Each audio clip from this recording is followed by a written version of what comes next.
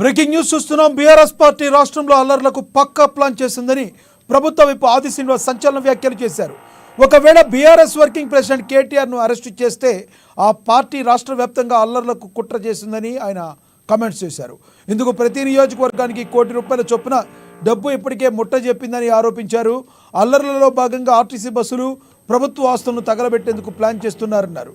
BRS కుట్రలను ఎక్కడికక్కడ తిప్పి కొట్టాలని ఆయన పోలీసులకు సూచించారు.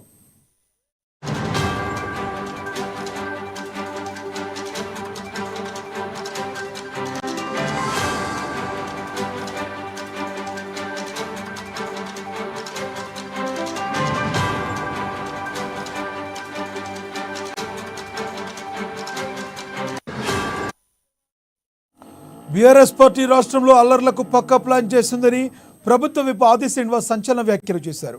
ఒకవేళ బీఆర్ఎస్ వర్కింగ్ ప్రెసిడెంట్ కేటీఆర్ను అరెస్టు చేస్తే ఆ పార్టీ రాష్ట్ర వ్యాప్తంగా అల్లర్లకు కుట్ర చేసిందని ఆయన కామెంట్ చేశారు. ఇందుకు ప్రతి నియోజకవర్గానికి ₹1 కోటి చొప్పున డబ్బు ఇప్పటికే ముట్ట చెప్పిందని ఆయన ఆరోపణలు చేశారు. అల్లర్లలో భాగంగా ఆర్టీసీ బస్సులు, ప్రభుత్వ ఆస్తులను తగలబెట్టేందుకు ప్లాన్ చేస్తున్నారన్నారు.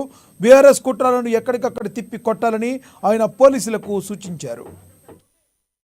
మరో కుట్ర కోణం ఈరోజు మీ మాట్లాడడం గల కారణం, మా దృష్టికి వచ్చిన అంశాన్ని ఈ ప్రభుత్వం దృష్టికి, ఈ ప్రభుత్వంలో యంత్రాంగమైనటువంటి పోలీస్ శాఖకు విజ్ఞప్తి చేయడానికి.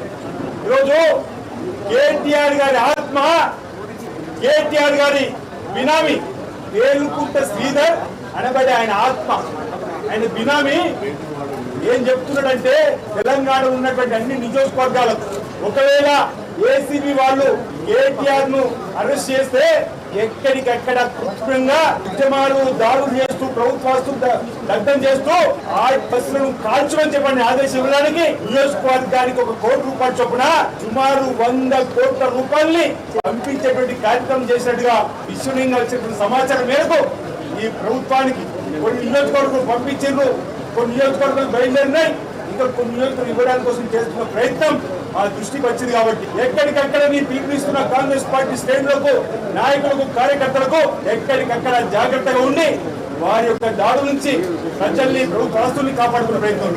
పోలీస్ యంత్రాంగం కూడా బీఆర్ఎస్ పార్టీ ముసుగులో అల్లరి మూకలు ఎవరైతే ఆందోళన చేయడానికి వస్తారో వారిపైన కఠినమైన చర్యలు తీసుకోవాలని చెప్పండి.